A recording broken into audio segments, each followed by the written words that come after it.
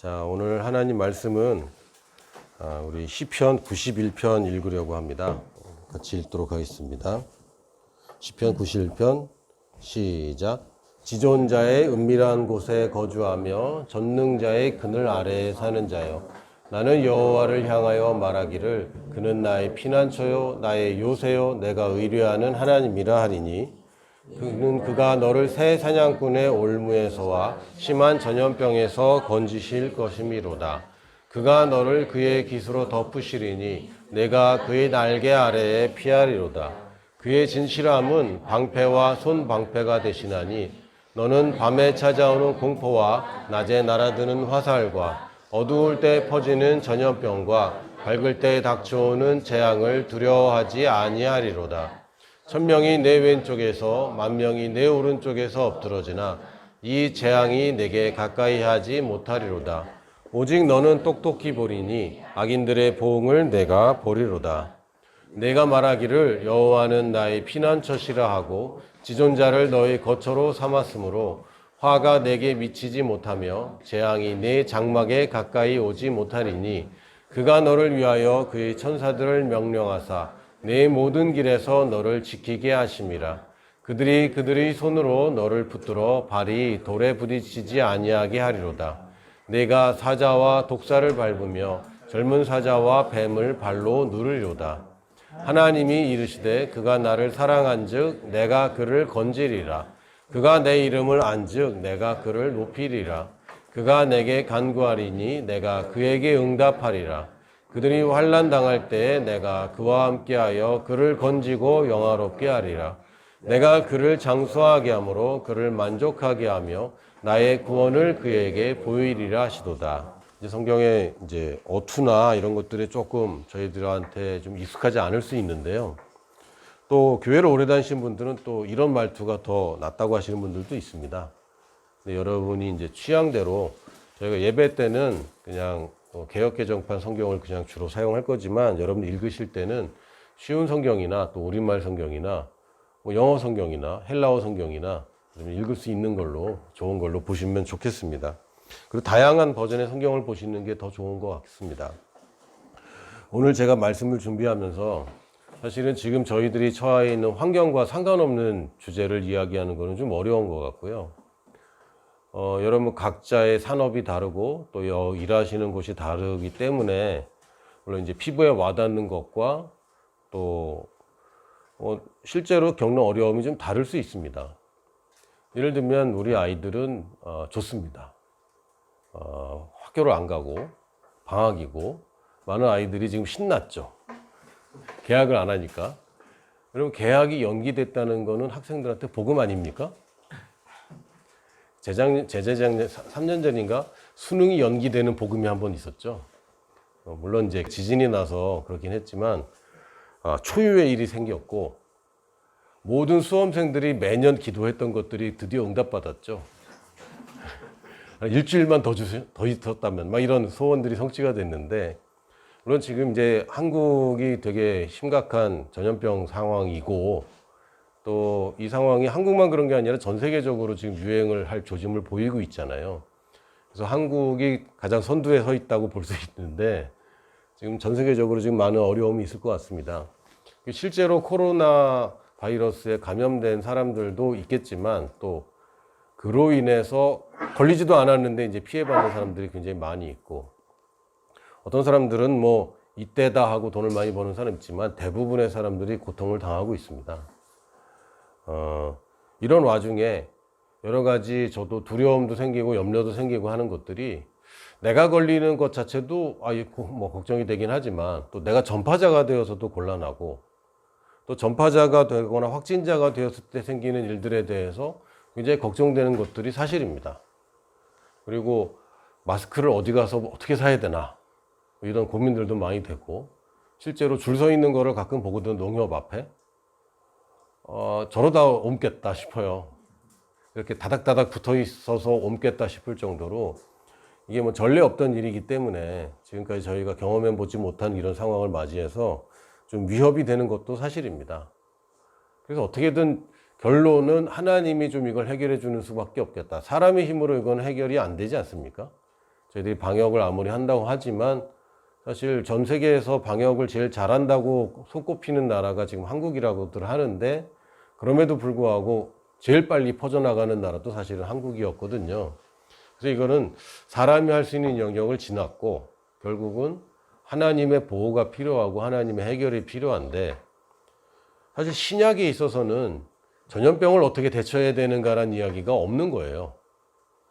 구약에서는 있습니다. 재앙의 때 우리가 어떻게 해야 되는지. 그러나 신약의 때에는 무슨 독을 마실지라도 해를 입지 않는다라고 결론을 내려버렸지, 전염병이 생겼을 때는 어떻게 해야 되고 뭘 해야 되고 이런 얘기가 없습니다. 그래서 구약의 때에는 어떤 재앙이나 어려움이 있을 때에는 제일 먼저 사람들이 해야 되는 태도, 그리고 하나님이 요구하시는 것은 회개입니다. 그러니까 너희 죄를 회개하고 돌이켜라.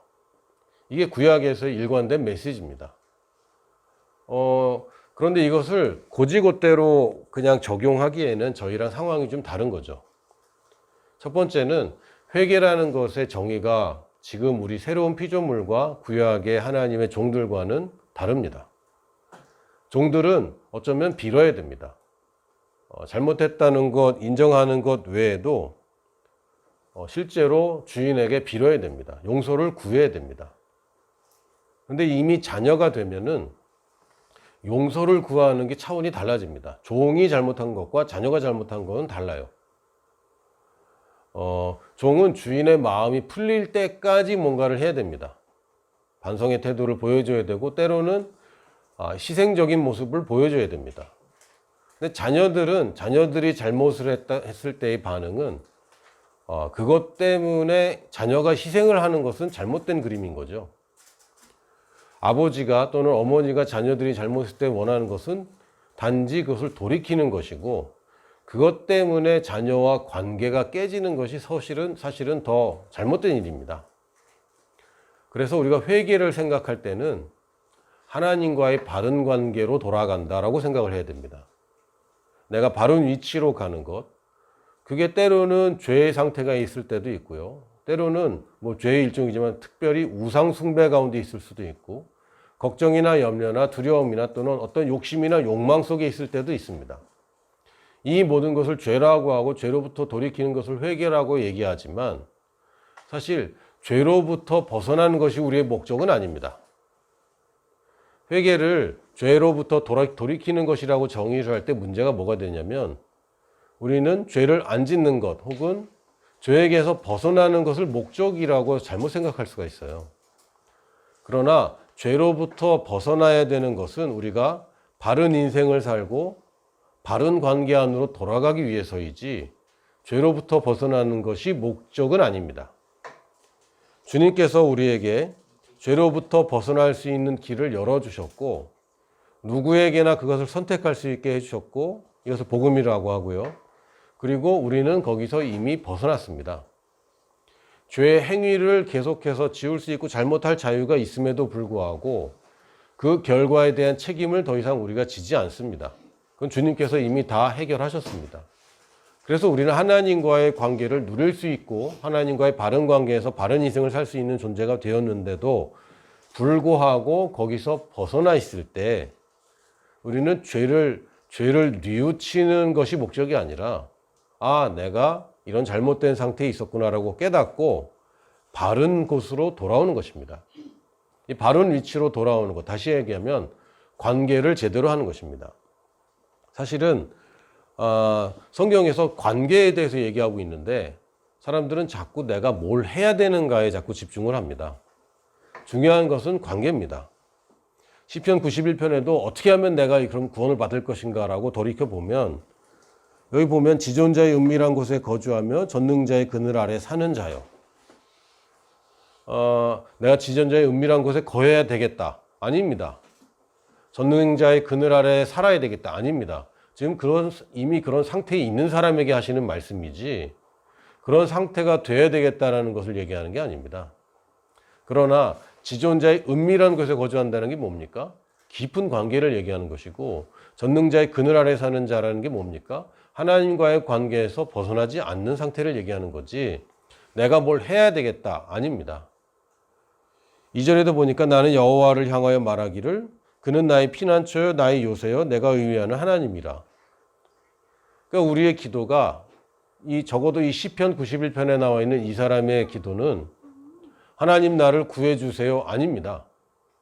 그러니까 하나님이 뭘 해줘야 되는 차원이 아니라 하나님이 어떤 분인가로 돌아가고 있습니다. 그러니까 하나님과의 바른 관계로 들어가는 거죠. 우리가 바른 관계가 안 될 때에 뭐가 힘드냐면요. 왜 힘드냐면 이 사람이 누군지 잘 모르기 때문에 힘듭니다. 최근에 제가 아주 재미있는 일들이 몇 가지가 있었는데요. 연속적으로 누군가가 초대를 해줘서 같은 멤버들이 집을 돌아가면서 저녁을 먹을 뿐만 아니라 저녁만 먹기로 해놓고 12시까지 노는. 그래서 저희 교회 성도가 반, 타교인 성도가 반. 이런 일들이 있었습니다.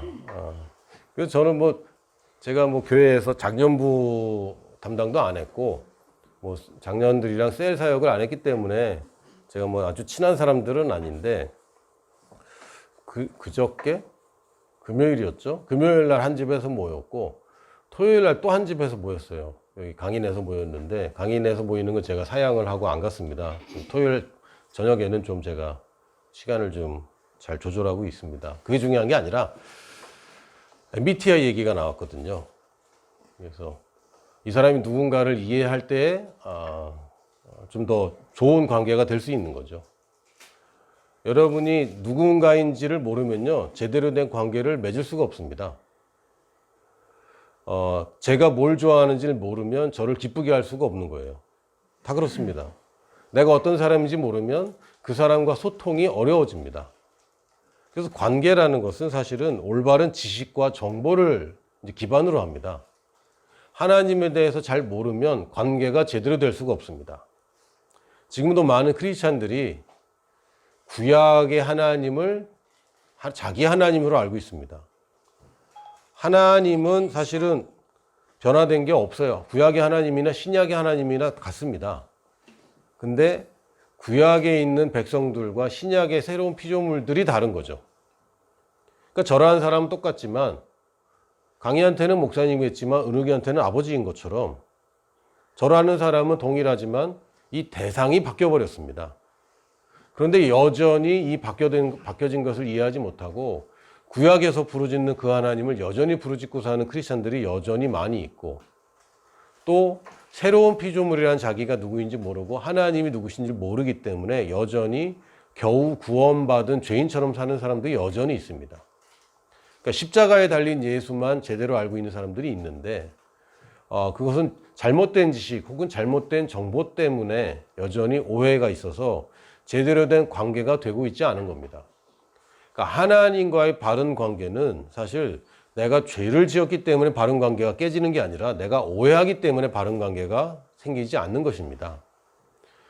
여러분이 여전히 잘못된 습관이나 혹은 태도나 잘못된 그런 행위들을 하고 있을 수도 있습니다. 그걸 반복적으로 할 수도 있고요. 그게 무엇이든지 간에. 그럼에도 불구하고 그것이 하나님과의 관계를 깨진 않습니다.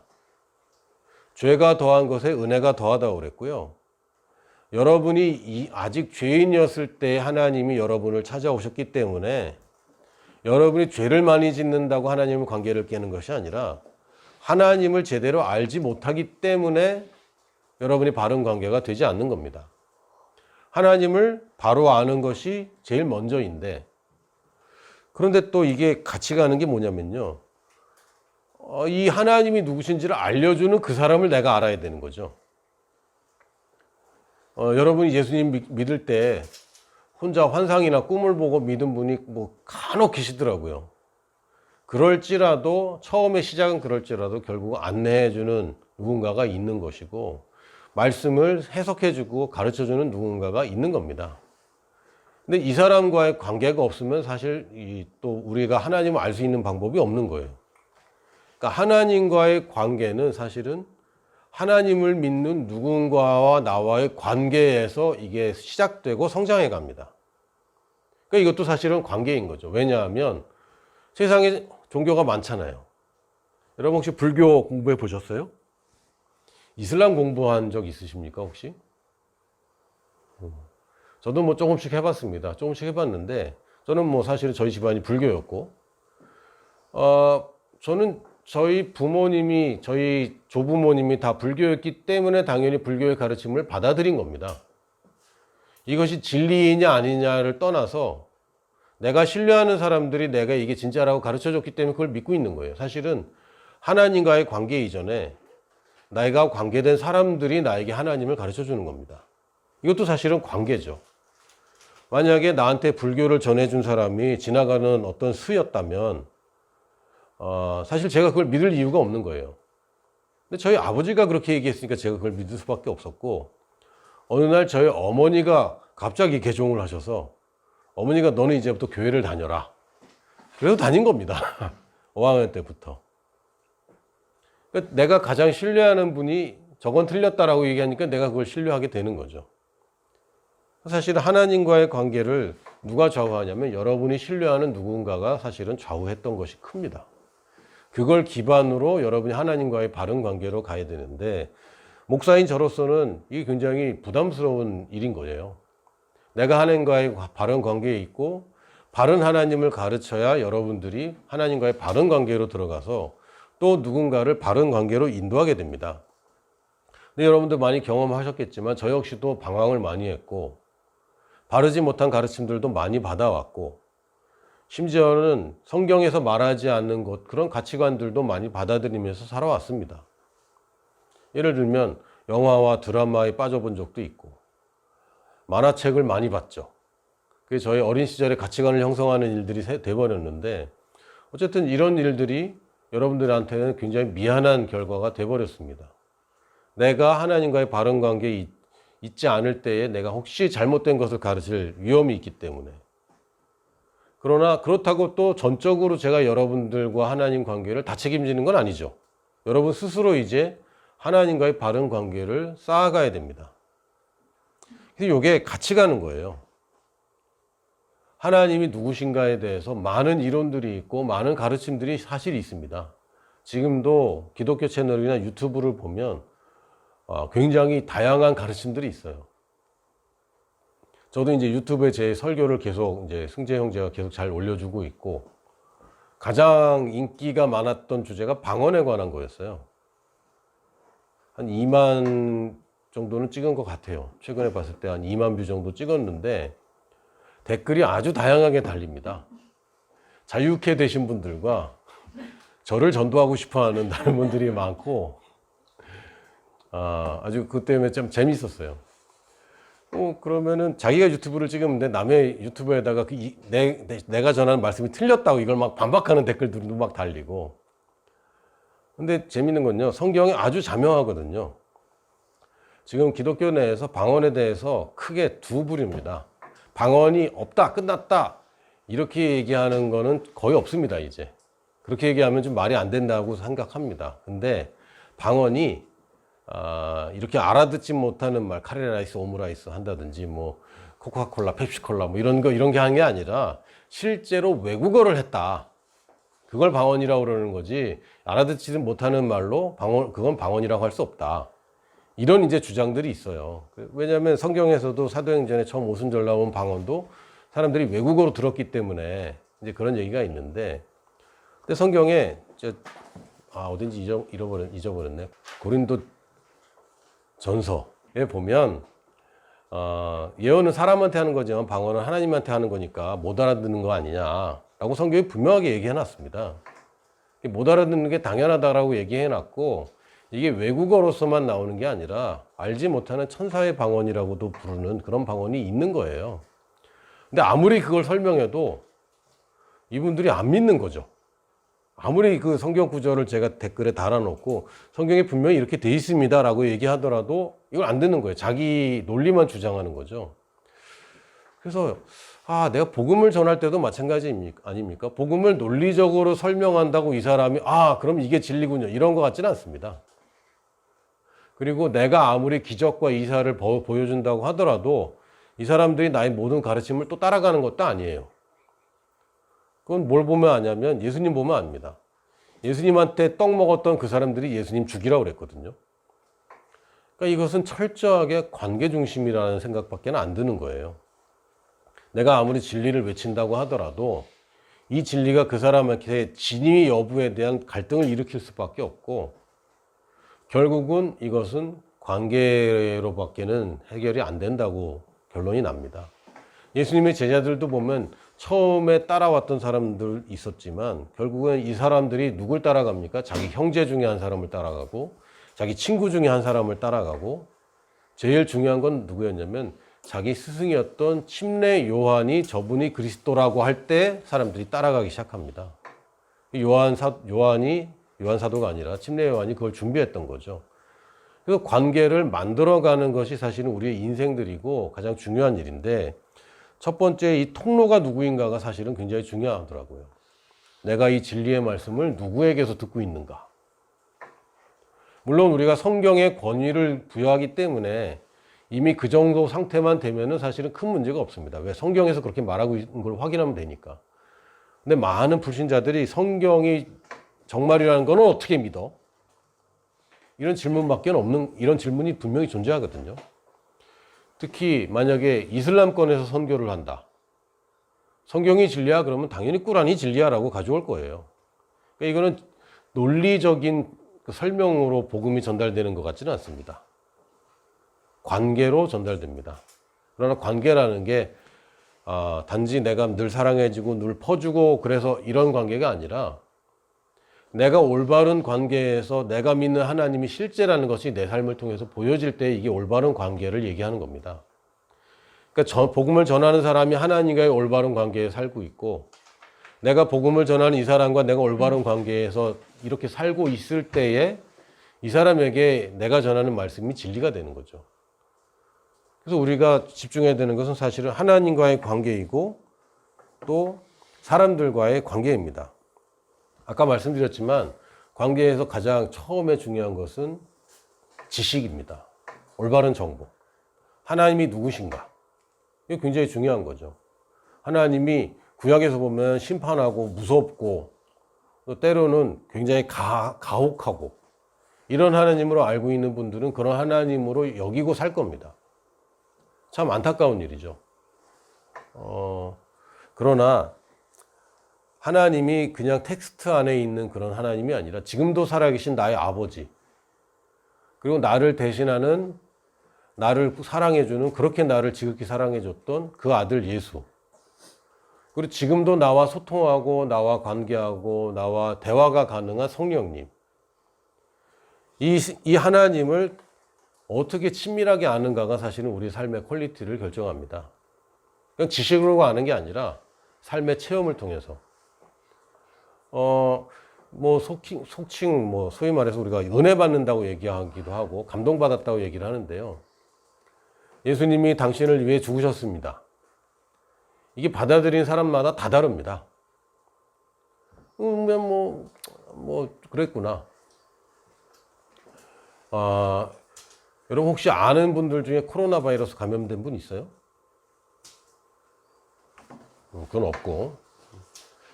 지금 만약에 여러분 가족 중에 또는 아는 사람 중에 코로나 바이러스에 감염됐다. 만약에 그렇다면요. 지금 6,000명이다, 7,000명이다. 더 이상 이게 숫자가 아닙니다. 왜? 내가 아는 그 사람이에요, 이제부터는. 예수님의 죽으심과 예수님의 십자가도 마찬가지입니다.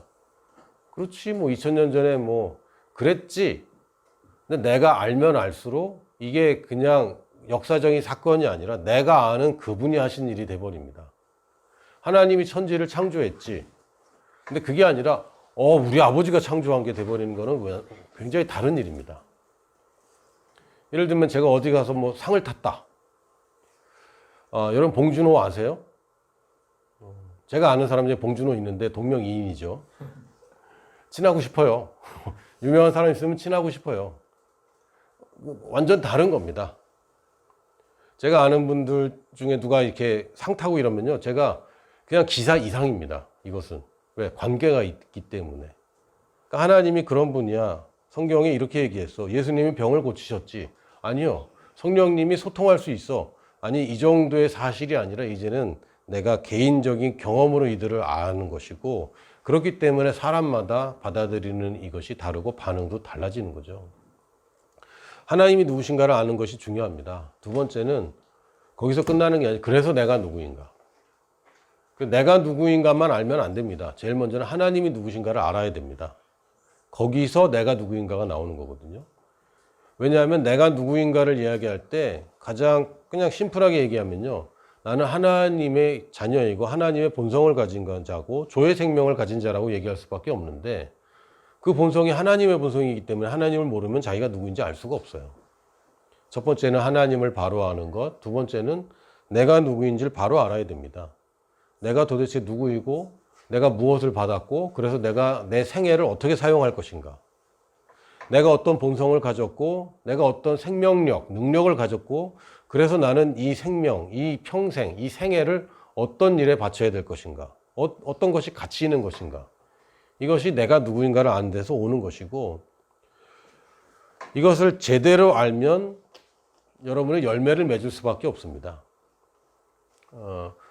오늘 사실은 설교 준비할 때 제목을 열매라고 적어놓고 이제 설교를 준비하다가 다 바꿔버렸어요. 열매를 맺어야 된다는 건 다 아는데 어떠세요? 좋은 열매를 맺고 있다라고 자신하고 계십니까?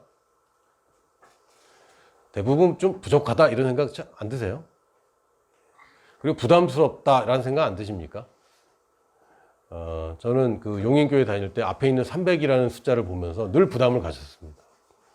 저 연도가 가고 있는데 째깍째깍 시간은 가는데 2020년이 되었죠. 그래서 뭔가를 해야 되는데라는 열매에 늘 부담이 있는데 사실 열매는요. 우리가 집중해야 되는 것은 열매가 아니라 성장입니다. 성장하면 열매는 당연히 따라오고요. 여러분이 성장한 만큼 열매가 나와야지 성장하지 않았는데 열매처럼 보이는 것들이 나오면 그것은 다시 열매 맺지 못하는 쭉정이들입니다. 열매의 모양은 가졌지만 사실은 재생산할 수 없는 것들이 나오는 거죠. 우리가 성장하는 것, 이게 뭡니까? 내가 누구인지를 바로 아는 겁니다. 성장이라는 것은 다른 게 아니라 내가 원래 가지고 있던 잠재력과 유전자와 본성이 점점 더 드러나서 원래 계획했던 그 모습으로 가는 것을 성장이라고 하는 겁니다. 그래서 아기 때는 남자인지 여자인지는 잘 모를 수 있어요.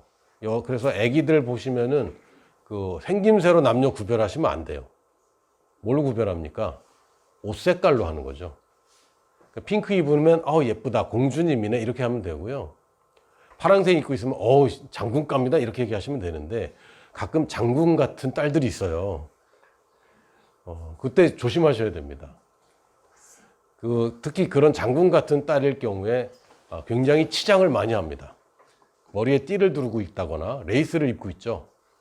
그걸 무시하고 장군감이네 그러시면 곤란한 거예요. 그러나 성장하면 더 이상 그것에 헷갈리지 않습니다. 그러니까 저를 보면서 여성 같다 이런 생각은 전혀 안 드실 거예요. 그럴 수가 없는 거죠. 그래서 제가 아마 분장을 하더라도 굉장히 괴로우실 거예요. 보는 사람이나 보여지는 사람이나 다 괴로운. 왜냐하면 자기 본성과 달라지면요 굉장히 불편하고 힘들어집니다. 근데 아기 때는 그게 힘들지 않아요. 본성이 발현되면 다시 얘기하면 성장하면 자기 본성과 다른 일에 굉장히 어려워집니다. 어색하고. 이게 성장이기 때문에 내가 성장하면 되는 건데 성장이라는 건 당연히 그냥 본성이 드러나는 거예요. 그러면 열매는 맺히게 되는 것이고요. 그걸 뭘로 체크할 수 있냐면 삶으로 체크하는데 그 삶이 어떤가? 그건 그냥 아주 쉽게 체크합니다. 습관으로 체크합니다. 내가 뭐하고 사는가? 나의 습관이 어떤 습관을 갖고 있는가? 이게 사실은 저희 인덱스입니다. 그래서 습관을 바꿔보려고 애를 쓰는데 참 쉽지 않습니다. 특히 어른이 돼서 습관을 바꾸려니까 쉽지 않아요. 여기 제가 존경하는 습관을 바꾸신 한 분이 계시는데 우리 성 이사님 습관을 바꾸셨죠. 먹는 습관과 사는 습관을 완전히 바꾸신 거예요. 그래서 결과가 열매가 뭡니까? 감량이죠. 왜냐면 습관이 바뀌니까. 이게 근데 다 압니다. 습관을 바꿔야 되는 건 다 알아요. 그럼 어떤 이유에든지 내 충격을 받았든 뭐에 받았든 간에 내가 성장에 관한 열망이 생기고 변화에 대한 열망이 생긴 거고 그걸 이뤄내면 사실은 내가 성장한 겁니다. 그 결과로 내 습관이 바뀐 걸로 내가 이만큼 성장했구나라고 알 수 있는 거죠. 이게 나는 누구인가의 결과입니다. 나는 누구인가? 그래서 말로는 나는 새로운 피조물입니다. 나는 이런 사람입니다. 얘기하지만 사실 이 사람이 습관이 변화되지 않고 있다면 여전히 말씀으로 자기를 설득하고 있는 겁니다. 설득되어지고 믿음이 생기면 더 이상은 그거 가지고 씨름하지 않게 되는 거죠. 그 누군가 나한테 이 아들이 당신 아들입니다. 그래, 쟤는 내 아들이야. 어휴, 쟤는 내 아들이야. 이거 이상한 거 아닙니까? 그게 아니라 쟤는 내 아들이지. 얘 당신 아들 아닙니다. 그럼 무슨 소리냐고. 붕어빵인데. 이렇게 닮을 수가 없는데. 이게 정상인 거죠. 우리 보고도 당신은 새로운 피조물입니다 라고 얘기하면 당연하지. 이게 나와야 되는데 당신은 의인입니다. 그러면 내가 좀 당신은 열매 맺는 자이고 영혼 구원자입니다. 근데 사실은 제가 전도를 못 했는데 당신은 믿음의 용사입니다. 그러면 아니 지금 용사까지는 아니고 믿으려고 애쓰는 이거는 지금 이제 단계인 거예요. 성장 단계인 겁니다. 이때는 좀 이상해요. 뭐가 좀 되다가 안 되다가 막 이럽니다. 이제 우리 장남들이 이제 사춘기에 접어들었고 티네이저가 됐는데 어른과 아이의 경계에서 이제 굉장히 많은 고민과 갈등이 있을 겁니다. 이게 어른인 것 같은데 아이고 아이인 것 같은데 어른이고 이런 단계를 거치면 이제 성인이 되는 거예요. 그 과정이 있습니다. 그래서 믿음으로 하면 어떨 때는 승리하는 것 같은데 어떨 때는 안 되는 것 같고 막 이제 막 엎치락뒤치락 하는 게 있어요. 여정이 없는 목적지 달성은 없습니다. 그리고 단지 내가 여정을 걷고 있어. 내가 지금 성장 단계에 있어. 이렇게 하시면 돼요. 그러나 중요한 것은 뭐냐면 그럼에도 불구하고 내가 누구인가를 알아야 성장하는 것이지 잘못 알고 있으면 잘못 성장합니다. 제가 요새 그 공교육에 대해서 굉장히 심각하게 느끼는 게 뭐냐면요. 사실 저는 진화론 가지고 별로 이렇게 심각하지 않습니다.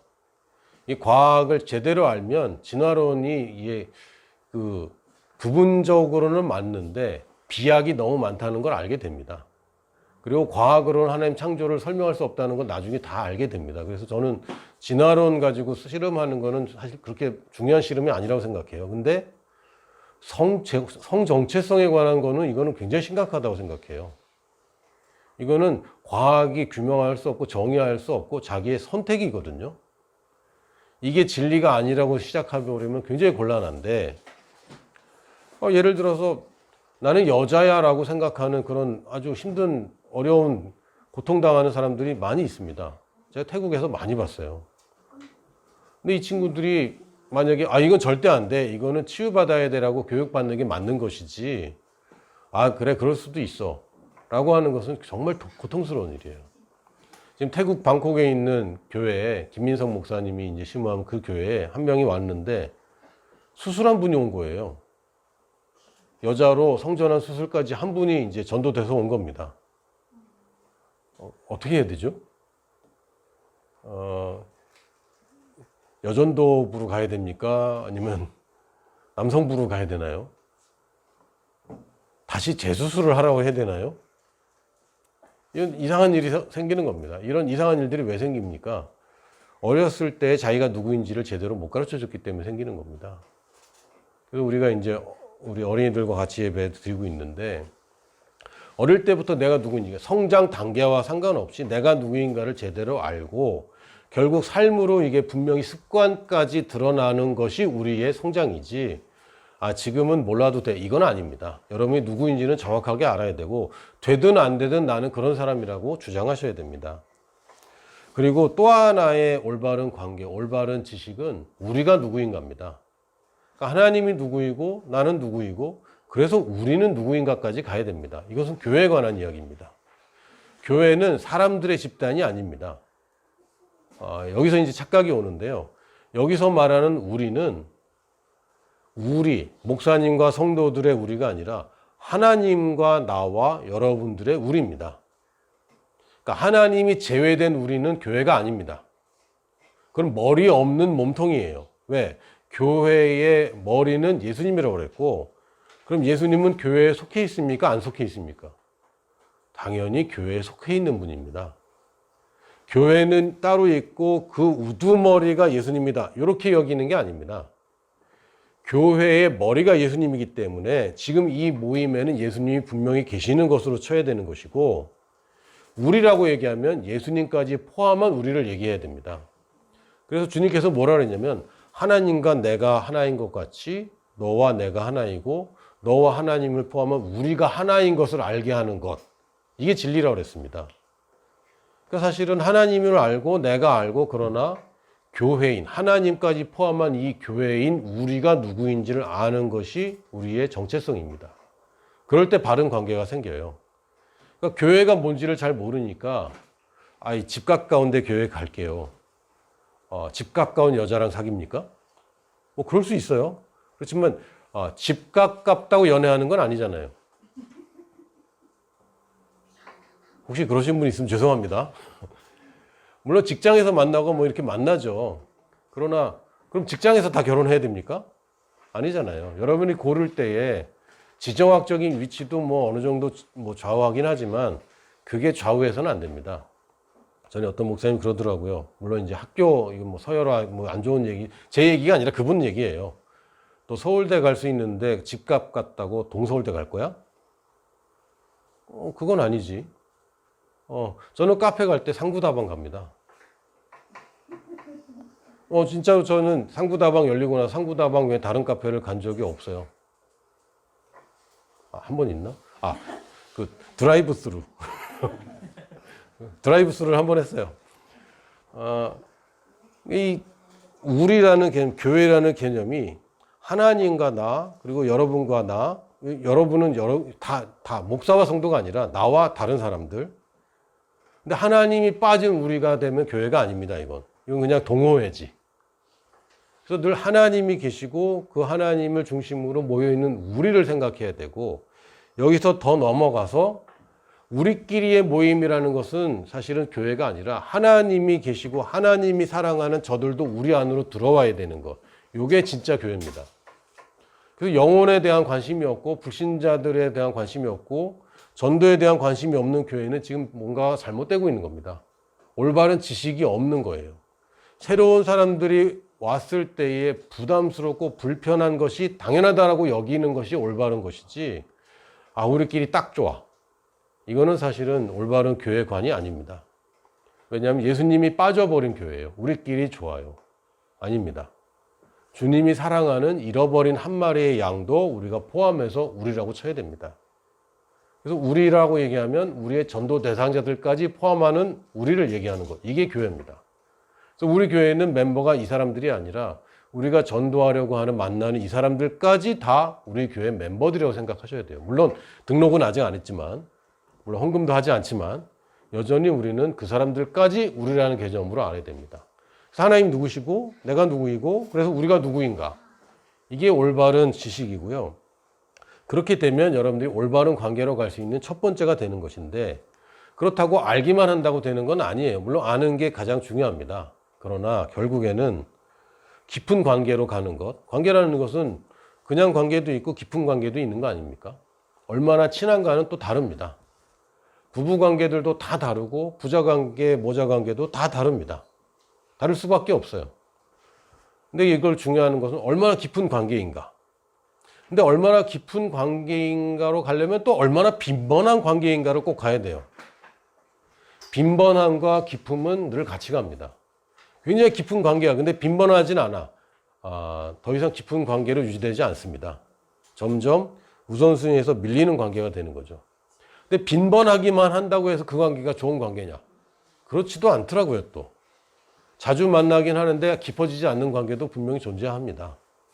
그래서 깊은 관계가 되려면 빈번해야 되는데, 빈번한 데서 우리가 좀 더 깊은 관계로 계속 추구해야 됩니다. 이게 계속 가는 거죠. 마치 믿음과 성령 인도랑 같이 하나만 집중한다고 되는 게 아니라 한 발짝 한 발짝으로 가야 됩니다. 왼발만 많이 가면 가랑이가 찢어져요. 더 이상 못 갑니다. 왼발 오른발 같이 가듯이 하나님과의 친밀함을 추구하면서도 또 빈번함, 이걸 또 추구해야 됩니다. 그러면 여러분 어떻게 하셔야 되겠어요? 빈번하게 깊이. 이거 어떻게 해야 됩니까? 처음에 어렵습니다. 모든 관계가 레귤러해지기 전까지, 다시 말하면 습관화되기 전까지는 여러분들이 고생하게 될 겁니다. 그리고 뭔가 거기에서 오는 좋은 것들을 누리지 못합니다. 저도 지금 거의 30여 년 동안 다이어트에 매진하고 있는데요. 처음에 그 결과가 나오기 전까지의 고통들이 분명히 존재합니다. 여러분들이 뭔가를 바꾸려면 훈련도 필요하고 여러 가지 고통들이 당연히 존재합니다. 그러나 그것의 열매가 당연히 오는 것이죠. 이 관계도 마찬가지인 것 같습니다. 처음에는 다 어색하지 않습니까? 처음부터 안 어색한 관계 없더라고요. 모르겠습니다. 저는 이제 엄마가 아니라서 모르겠는데 저희 아이들 태어날 때 제가 딱 봤는데 굉장히 어색했습니다. 처음 봐. 물론 알아. 있다는 건 알았어. 그리고 얘기도 많이 했어. 일방적이긴 하지만. 근데 딱 나왔는데 네가 이렇게 생겼구나. 어색하더라고요.